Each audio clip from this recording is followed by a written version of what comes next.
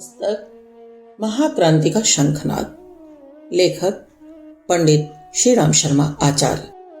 जिन लोगों ने युग निर्माण के इस महाप्रयास में भाग लेने की तड़पन अनुभव की है, उन्हें समझ लेना चाहिए कि यह कोई बहकावा या भावावेश नहीं है।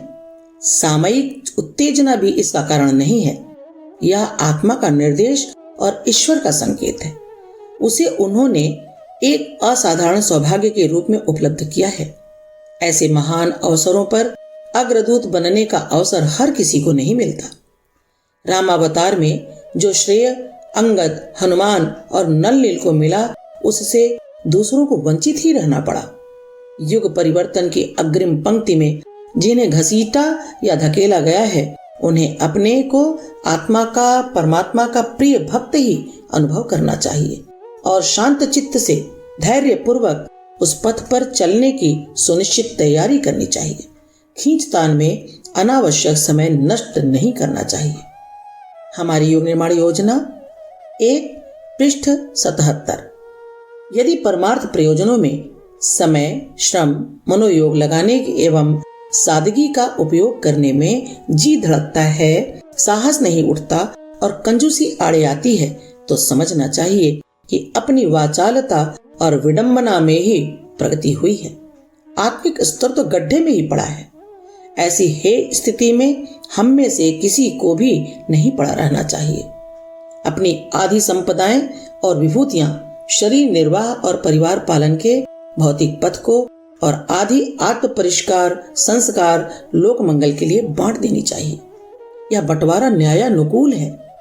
भौतिक पक्ष के ऊपर सारा जीवन रस टपका दिया जाए और आत्मिक पक्ष एक एक बूंद के लिए प्यासा मरे, वह जीवन का अत्यंत भयंकर दुर्भाग्य और अतीव दुखात्मक दुर्घटना होगी। हमारी युग निर्माण योजना 1 पृष्ठ 80। बुरे आदमी बुराई के सक्रिय और सजीव प्रचारक होते हैं। वे अपने आचरणों द्वारा बुराइयों की शिक्षा लोगों को देते हैं। उनकी कथनी और करनी एक होती है। जहां भी ऐसा सामंजस्य होगा, उसका प्रभाव अवश्य पड़ेगा। हम में से कुछ लोग धर्म प्रचार का कार्य करते हैं, पर वह सब कहने भर की बातें होती हैं। इन प्रचारकों की कथनी और करनी में अंतर रहता है। यह अंतर जहां भी रहेगा, वहां प्रभाव भी क्षणिक रहेगा। आज आवश्यकता है सच्चे धर्म प्रचारकों की, जिनकी कथनी और करनी में अंतर न रहे। वे अपने आदर्शों के प्रति सच्चे रहें। अखंड ज्योति 1962 जनवरी 13। जिन लोगों ने हमारे अनुरोधों को मानते हुए उपासना एवं जीवन निर्माण की दृष्टि से बहुत कुछ किया है, उनसे यह आशा भी हमें करनी ही चाहिए कि राष्ट्रीय नवनिर्माण के उतने ही महत्वपूर्ण कार्य में भी उनका योग हो। व्यक्तिवाद हमारे देश में हर व्यक्ति पर बुरी तरह छाया हुआ है। अपनी ही बात हम सब सोचते हैं। समूहगत भावनाएं उठती ही नहीं। समाज सेवा के कार्य में जब तक उत्साह न उठेगा, तब तक उस मन के बारे में यह नहीं कहा जा सकेगा कि उसके भीतर अध्यात्म का प्रकाश आ गया। स्वार्थी मनुष्य फिर चाहे वह स्वर्ग मुक्ति के लिए दिन भर माला ही क्यों न जपता रहे, संकीर्ण मनोभूमि का ही माना जाएगा। अखंड ज्योति 1964 नवंबर 49। हम युग निर्माण योजना की प्रचार और प्रसार की नगण्य जैसी प्रक्रियाएं पूरी करके सस्ते में छूट रहे हैं। रचनात्मक और संघर्षात्मक अभियानों का बोझ तो अगले लोगों पर पड़ेगा। कोई प्रबुद्ध व्यक्ति नव निर्माण के इस महाभारत में भागीदार बने बिना बच नहीं सकता। इस स्तर के लोग कृपणता बरतें तो उन्हें बहुत महंगी पड़ेगी। लड़ाई के मैदान से भाग खड़े होने वाले भगोड़े सैनिकों की जो दुर्दशा होती है, अपनी भी उससे कम न होगी। चिरकाल बाद युग परिवर्तन की पुनरावृत्ति हो रही है। परिजन एकांत में बैठकर अपनी वस्तु स्थिति पर विचार करें। वे अन्न कीट और भोग कीटों की पंक्ति में बैठने के लिए नहीं जन्मे हैं। उनके पास जो आध्यात्मिक संपदा है, वह निष्प्रयोजन नहीं है। अब उसे अभिष्ट विनियोग में प्रयुक्त किए जाने का समय आ गया है, सो उसके लिए अग्रसर होना ही चाहिए। आज धर्म नीति से लेकर राजनीति तक, कला से लेकर विज्ञान तक, हर क्षेत्र में विडंबनाओं और विभीषिकाओं को अपनाकर मनुष्य सत्यानाश के सर्वग्राही मार्ग पर सरपट दौड़ा जा रहा है। ऐसी दशा में सर्वत्र दुख, दारिद्र्य की, शोक संताप की, क्लेश कला की परिस्थितियां फैली पड़ी हैं। यह परिस्थितियां यथावत देर तक नहीं चल सकती। इच्छा और अनिच्छा से हमको बदलने के लिए विवश होना ही पड़ेगा। असंतुलन को संतुलन में बदलने के आश्वासन के अनुसार ददात्मानं सृजाम्यहम् का वचन पूरा करने अवतरित होकर महाकाल ही आ रहे हैं। अब की बार उनका आगमन किसी व्यक्ति के रूप में नहीं, एक प्रखर आंधी और तूफान जैसी प्रक्रिया रूप में होगा। इसी का नाम है युग परिवर्तन अभियान। हमारी युग निर्माण योजना 1, हम अकेले चलें। सूर्य और चंद्र की तरह अकेले चलने में हमें तनिक भी संकोच न हो। अपनी आस्थाओं को दूसरों के कहे सुने अनुसार नहीं, वरन स्वतंत्र चिंतन के आधार पर विकसित करें। अंधी भेड़ों की तरह झुंड का अनुगमन करने की मनोवृत्ति छोड़ें। सिंह की तरह अपना मार्ग अपनी विवेक चेतना के आधार पर स्वयं निर्धारित करें। सही को अपनाने और गलत के छोड़ देने का साहस ही युग निर्माण परिवार के परिजनों की वह पूंजी है जिसके आधार पर वे युग संधि की बेला में ईश्वर प्रदत्त उत्तरदायित्व का सही रीति से निर्वाह कर सकेंगे। ऐसी क्षमता पैदा करना हमारे लिए उचित भी है और आवश्यक भी।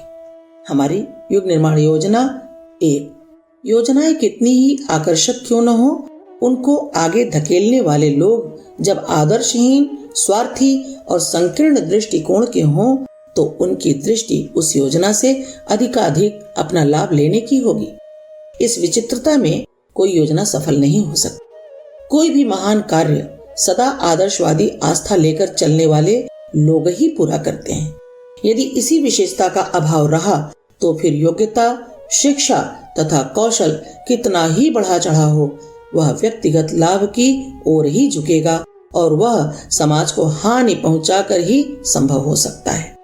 उसी आधार पर अपने मिशन का भी प्रतिपादन किया जाने लगा तो एक अलग लेबल भले ही लगा ले, अपनी गाड़ी भी उसी पटरी पर लुढ़कने लगेगी। प्रबुद्ध वर्ग धर्म तंत्र को संभाले। पेज 21। बेशक आदर्शों को छोड़ने के संबंध में कोई समझौता नहीं हो सकता। पाप के साथ पटरी नहीं बिठाई जा सकती है, पर इतना तो हो ही सकता है कि जहां अपनी भूल हो वहां दुराग्रह छोड़ दिया जाए। इतनी समझदारी तो बरतनी ही चाहिए कि दैवी दंड प्रक्रिया सिर पर आ टूटे, इसके पहले से स्वयं को नियंत्रित, अनुशासित बनाने का प्रयास तो किया ही जाए। चोर भी जब पकड़ा जाता है और अदालत के सामने लाया जाता है तो सज्जनता और दीनता का इजहार करता है ताकि कठोर दंड से थोड़ा बहुत बचाव संभव हो सके। समय से पूर्व संभल जाना बुद्धिमानी है। अब तो जो हो चुका सो हो चुका, पर अब अविलंब हमें सुधरना और बदलना चाहिए। महाकाल समय पलट देने के लिए समुद्यत है। यह गंदा और फूहड़ जमाना निकम्मा और नाकारा सिद्ध हो चुका है। महाकाल का युग प्रत्यावर्तन, पेज 69। युग निर्माण परिजनों को जेवर जायदाद बनाने की नहीं, विश्व निर्माण की योजनाएं बनानी चाहिए। ऐसा करने में ही युग सेनानी, युग निर्माताओं के अनुरूप शान रहेगी।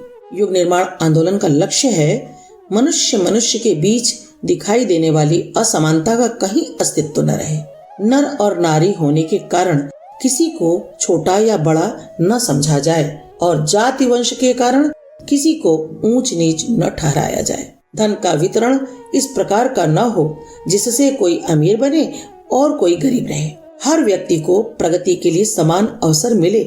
शांति के अनुसार हर किसी को काम करना पड़े और आवश्यकता के अनुरूप हर किसी को साधन उपलब्ध हों। आदर्शों के उपदेशकों के लिए एक कड़ी परीक्षा यह है कि वह जिस स्तर पर लोगों को उठाना चाहते हैं, जैसा परिवर्तन औरों में कर दिखाना चाहता है, उसका नमूना अपने को बनाकर दिखाए। लोग वक्तृता सुनने से कहीं अधिक दिलचस्पी इस बात में लेते हैं कि जो कहा जा रहा है उसे उपदेशक ने अपने निजी जीवन में किस हद तक अपनाया। अखंड ज्योति 1989 अगस्त।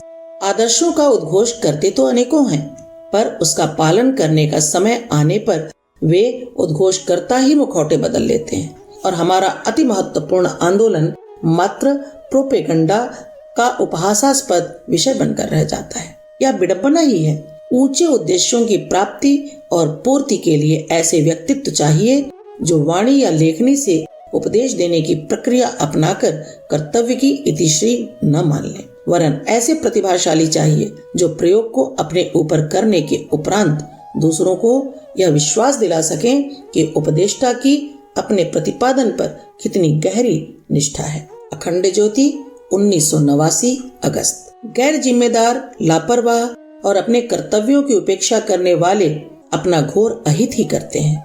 चोर और चालाक होते हुए भी तत्पर व्यक्ति लाभदायक रहता है, किंतु ईमानदार और भला व्यक्ति होते हुए भी गैर जिम्मेदारी का व्यवहार करने वाला अधिक हानिकारक सिद्ध होता है।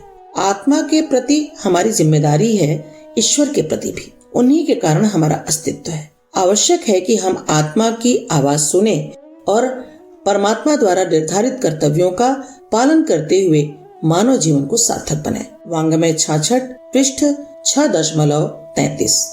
अपने भाग्य को स्वयं बन जाने की राह देखना भूल ही नहीं, मूर्खता भी है। यह संसार इतना व्यस्त है कि लोगों को अपनी परवाह से ही फुर्सत नहीं।